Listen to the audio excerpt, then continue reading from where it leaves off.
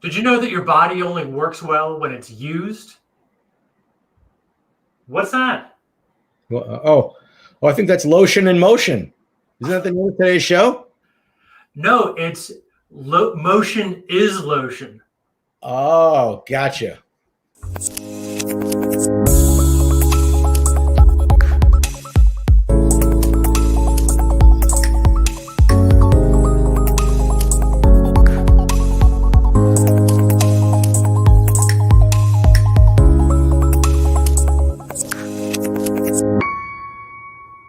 That music. That's so much fun. Guys, it's so great to be back with you. I'm Dr. Steve. I've got Dr. Tim here with me, and we are the Ouch Doctors, and we're here to talk to you about old thinking, new thinking about old pain. New thinking about old pain. In other words, how can you reframe, re-understand, reconfigure in your own mind what pain is, how it appears, and what you can do to stop it and to take mastery of your own life. That's what we're here to do, and we're with you every day of the week to help you do that.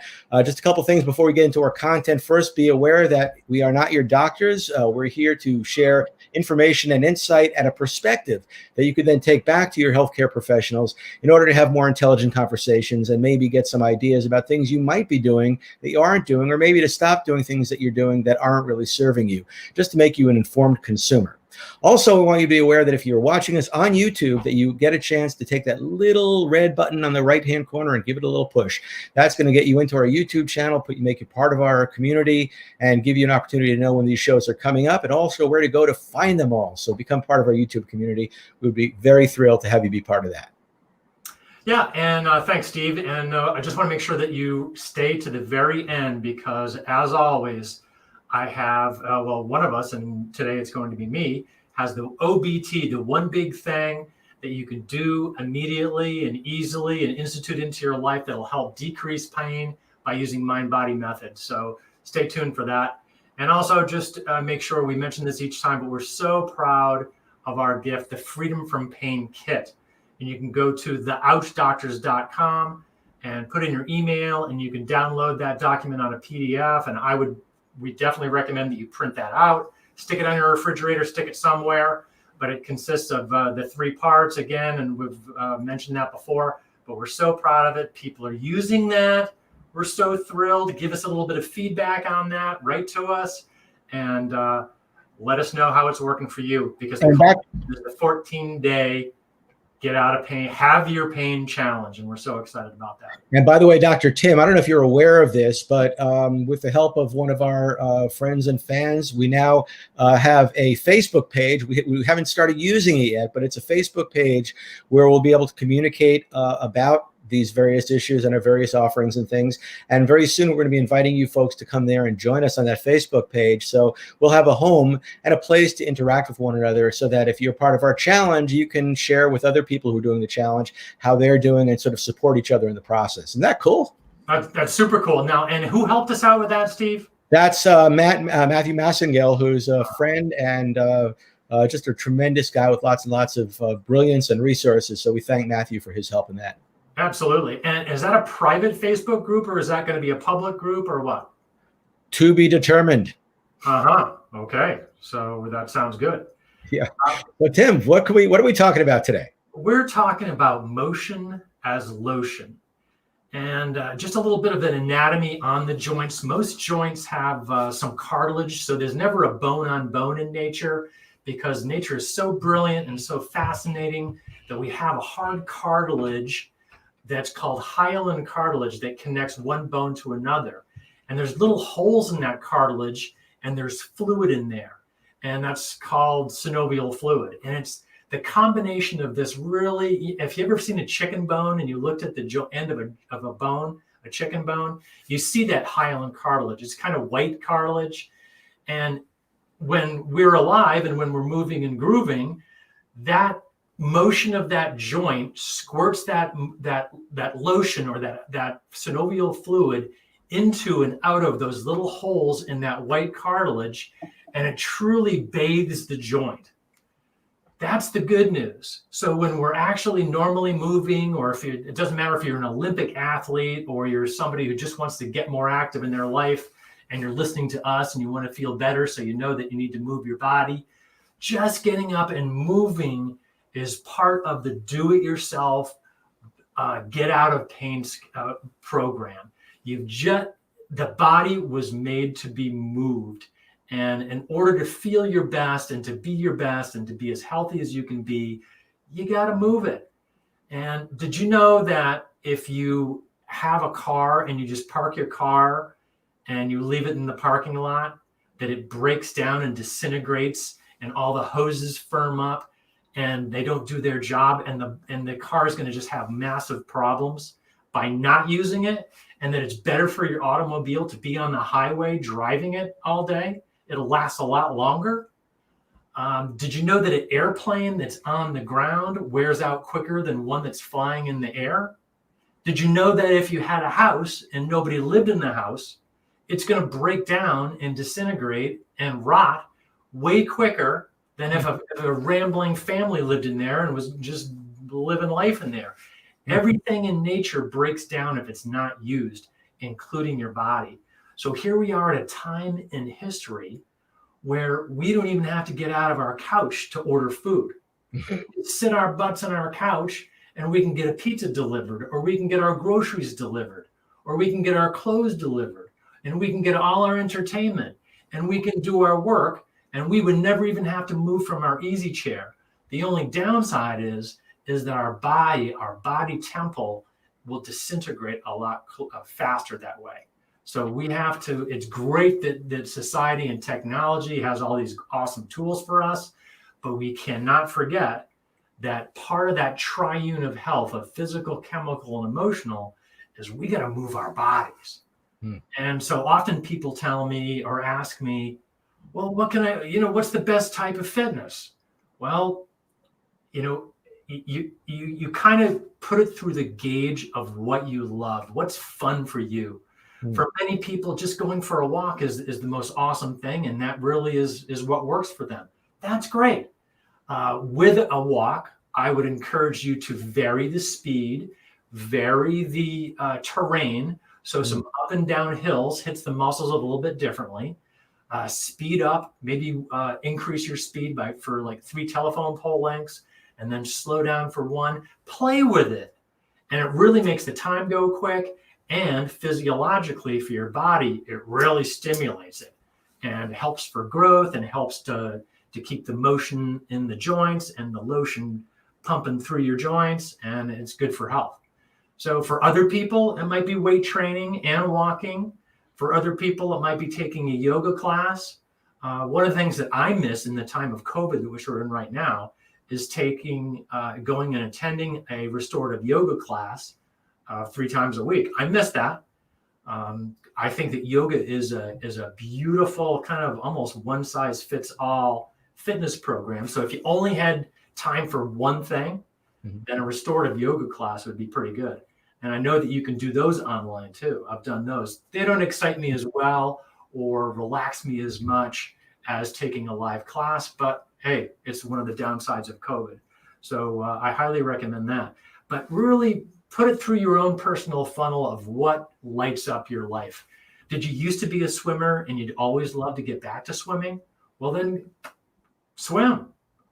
Did you used to bike and you want to get back into biking and you need to dust it off? Well, now's the time.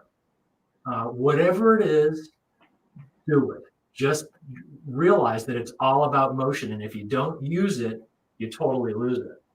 I can remember one time I was talking about this in one of my other courses that I teach, and someone wrote in, "Isn't this what you're teaching, just online physical therapy?"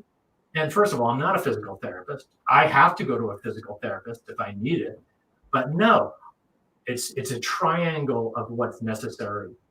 We use the physical, which is about using your body. We've talked about the chemical, which is what we do and don't put into our mouth, primarily in the form of nutrition. And then most of what Dr. Steve and I share is about the mental aspect of healing. But you need a little bit of all of them. And I find that you need to have, in order for the mind-body work stuff to work well, you got to make sure that you're, number one, using your body like we're talking about, and you've got to pay attention generally to your nutrition. You've got to have that triune of health going on. So super important. Any insight in there, Steve? You know what? First of all, I've been taking notes. I'm so interesting stuff. A lot of things have been jumping up at me. First of all, and some of these are in the form of questions for you. One thing I wanted to ask you is some people who have had trauma, and trauma to them is something happened to them. They fell or they were hurt in some way. But isn't it true that that lack of movement is traumatic? And can you talk a little bit about that? Like, how is it that not doing something could be as traumatic as doing something? Because I think thanks for that question, Dr. Steve. I remember, and you're going to remember this too, because you started to begin practice in the 80s too. Yeah. I first got into practice in 1986. Steve, you started in 82, I believe. But the hospitals around me, for people who had an acute back pain event, they were sticking them in the hospital for 2 weeks flat on their back in traction. Yep. First of all, how insane is that? Because nowadays to have a baby, they want you out in 12 hours almost. So, the insurance companies are not going to put up with that, especially because not only did that not help the patient or fix the problem, they found out that it made him worse. Somebody flat on their back, their muscles are going to deteriorate. Everything's going to deteriorate, and they no motion. And they were worse off. So obviously that was it seems like the Middle Ages that would go on. But also they also found that if you sprain an ankle, and if you, for years, even into the 90s, I think, they were like, okay, cast that, immobilize that ankle, blah, blah, blah, blah. And then they found out that healed a lot slower than if they started to use the motion of that ankle as quick as possible. Yeah. And then even in the 2000s, when people were when orthopedics were doing like knee replacements and stuff, initially that was like a 6-month process. Don't do anything, you might screw up the joint. Now they've realized that all that thinking was wrong, and now after a knee replacement, let's say, even before they're out of anesthesia, they have a machine that's moving that joint while they're still under anesthetic. So finally, the medical profession has kind of got the memo that motion is lotion. You got to move the joint in order for it to be as healthy as possible. Now, occasionally if it's a broken bone, you have to immobilize for a while. You have to stick it in a cast for a while. It depends on the fracture. But as soon as possible, in order to get the part motion back and get it feeling better and have it heal properly, you got to move that body. You got to move that part. And so every day, what I would recommend to everybody, and myself included, is you got to move your entire body every day in some form.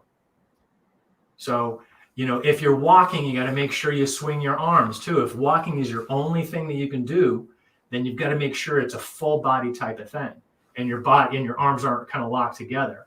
That's why swimming is really good, because it does involve the entire body and you can get it all in one thing. But the other thing about swimming, it's a little harder to do, but if it's your thing, you can do it. I mean, if you have access to a pool.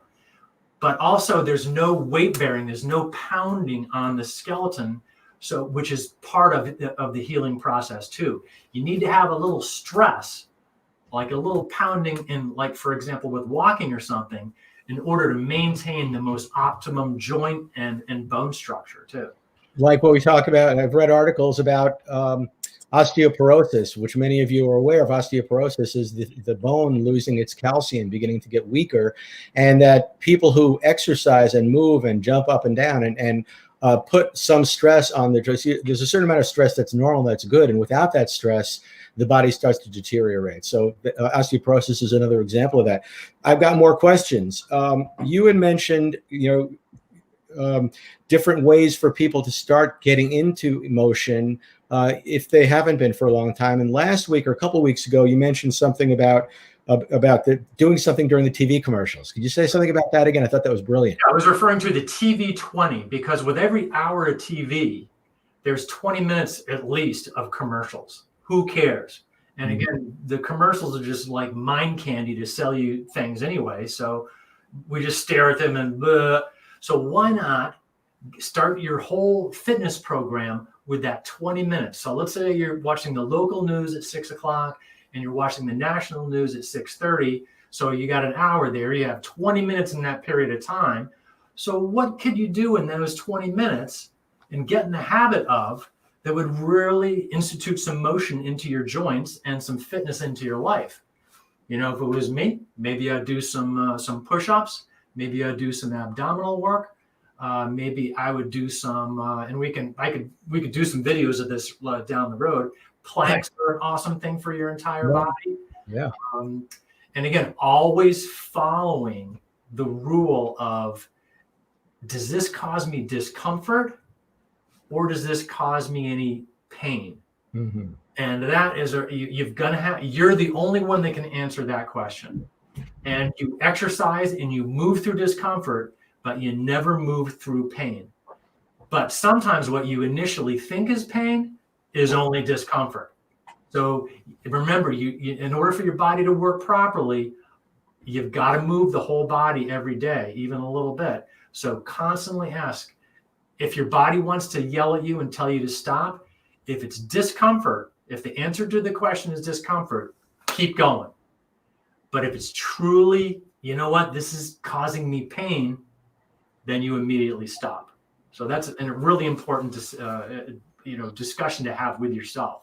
But it's amazing how many times any things you can do in the TV20 you could definitely, if you're focused in that 20 minutes of time once a day, you could be the best shape of your life. And that could be all the fitness you need for the whole week just in watching TV. But that's amazing. I love that idea. I love it. And like what I was thinking of is I could run around the house with Woody once and then come back in, and that will take up maybe I could get around the house twice, or maybe a fast walk around it. The point is start small, right? You got to start small. For those of you who aren't doing anything active, nobody's suggesting that you go out and completely change everything about yourself, but just some commitment, some activity that you could pre-plan so you're ready for it when the time comes. And the other thing I was going to mention, Tim, was when you said the thing about that we chiefly talk about the effect of your mindset on your health and well-being. Well, doesn't movement also impact our mindset? Absolutely. And that's why it's such a beautiful picture when you look at the triangle of mind, body, chemical, physical, and emotional. Mm-hmm. It's because your mindset is never as good. Mine isn't anyway. I'm just going to speak for myself. If I'm not doing the motion in my average week, my mental suffers and my chemical suffers. My nutritional balance. I'm not feeling so good, so I'm not eating as well. But if my physical is good and I'm rocking, I'm more motivated to follow my nutritional plan, and my mental health is woohoo! I'm ready to party. And your nutritional, if your nutritional is really pumped up and you're doing awesome and you're eating primarily plant-based and you're doing all the good things and not doing a lot of sugar and not doing a lot of fried foods and all that standard American diet crap, then you know what? Your physical is better and your mental is way better too. So it should not be overwhelming. Any little thing that you improve about your wellness benefits all facets of your life. That's why this is awesome, because there should be no overwhelm with getting out of pain with mind-body methods. It really is fascinating how a little change can pay huge dividends.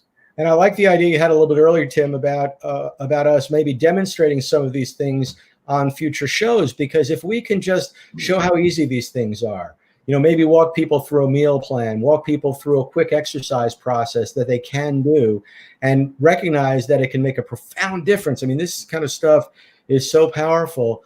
I wanted to bring up another thing, and that is about active versus passive. Some people will be like, well, I go to the doctor or I go to the physical therapist and they move my limbs, or I go to the chiropractor and they move my joints. That's passive therapy. It's not active therapy. So we need to both deal with the passive therapy. In other words, sometimes you can't move something on your own, but whenever you can, it's important to get active therapy too, because your muscles have essentially stem cells in them, macrophages, cells that will turn into new muscle just as soon as you start using them. So even if you kind of whittled yourself down to nothing, those cells are sitting there waiting to be activated, waiting to be used. And so it's a great value to you to start doing those things. Just a little bit of resistance exercise, for example, to get movement in the joints for the sake of the joints, but also for the sake of the muscles as well. Right, absolutely. And what kind of comes to mind with that too is the fact that if we looked at an electron microscope at at a muscle cell, and then we went even deeper into a muscle cell, and we get down to the electrons and the protons and everything just swirling around, it's incredible the amount of motion Right. that's in a cell. And why would, when you look at the microscopic, everything is moving around like crazy, like 1,000,000,000 miles an hour, like planets around a sun, like a crazy thing. And why would our entire body not need motion too? So remember, you just want to work with nature here. The basis of our work with Dr. Steve and I is we want to work with nature. The closer you can get to the essence of nature, the closer you're going to get to the basis of life and living properly and enjoying your life and being as healthy as possible and being as pain-free as possible. So that's why we're touting the motion today, but it's just part of a way bigger picture. That's such an interesting thing to think about. I mean, of course, there could be people who say, I'm getting enough exercise. My electrons are moving all the time. I'm exhausted. So. Right. And you know what? And that's okay. I mean, if it's truly a fatigue from exertion and making and using your mind and using your body and making some positive changes for yourself, then sleep 10 hours. That's awesome.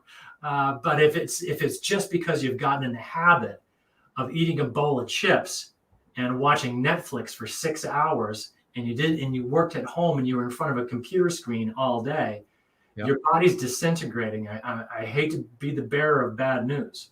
That's right. So you've got to move it. And one thing, a lot of times, some of my clients and patients in the past have said, "Well, it's easy for you to say, Dr. Tim. You climbed Mount Everest, and you ran your first marathon when you were 16 years old, and you've done this and done that, and it's not easy for me because I've gained weight, I've got these problems, I've got these diseases, I have these named conditions." I hear you. It may be a little different. I admitted when I did my little video this morning, if you go back and watch that, my gratitude video, I'm a chronic pain patient too. I shared that last Friday. I have to wrestle with this stuff each day. Yeah, I might be in a little different place exercise-wise. I've been exercising and working out since I was 12 years old. That's how I decided to get into healthcare. But we can all improve wherever we're at. We can all move a little bit more.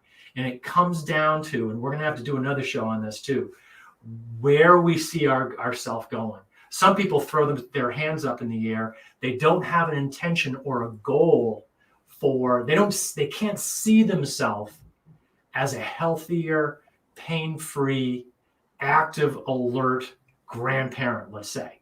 Yeah. And we have to constantly work on that. And we're going to have to do some more shows on that, because that's a superior part and a very important part of healing is your intention. I didn't summit Mount Everest the first time for one reason.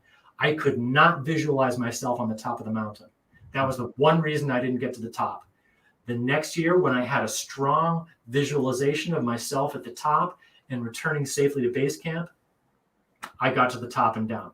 So same for health and healing and physical ability. Make it your own Mount Everest. So Dr. Tim. Yes. What's our one big tip for today? Our one big tip for today is, when we're talking about motion today, we're talking about the TV20 by doing designing your little program for the TV20. It's really to finalize and write down the possibilities, all the little things that you could potentially do for that TV20. Now, I asked you to do that last Friday, I believe, I think. Maybe I didn't get to that. But I want you to define what you could potentially do, a list of 10 things that you could do in your TV20. Even if it's just doing some sit-ups and some stomach crunches, stretching different body parts. It could be doing a couple of yoga moves, standing, but do some standing, some laying down, and write down a menu of 10 and then put that near your TV so you can refer, so you know what you're going to do with it. Don't wait until the commercial comes, and you're thinking, well, am I going to be doing some push-ups or some sit-ups? No, have your menu right there. Look right up there. Do number 1, do number 3, do number 7, and that's how you're going to succeed with this. And that's how you can totally get all the exercise that you need with watching 1 hour of TV a day. Great. So tomorrow's show, yes, is going to be about the effect of sugar on your system, and it's quite a show, so you don't want to miss that. And once again, I want to remind you about our special offer, the Freedom from Pain Kit, which is absolutely awesome. You're going to be able to get a hold of a few very important pieces, a flow chart to help you understand what you can do throughout the course of your day to help support you in your journey toward being pain-free, as well as the terms and tips that you need to support that.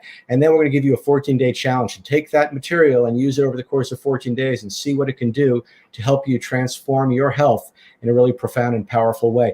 Now, we didn't get an opportunity to answer the questions that were asked today, but we'll make sure we get to those in a future show. And we do thank you for them. So thank you guys so much for today's show. And as we wind up to the very end of today, Tim, what do we say? Train your brain. Lose your pain. Great to see you guys here today. Take good care. Bye-bye.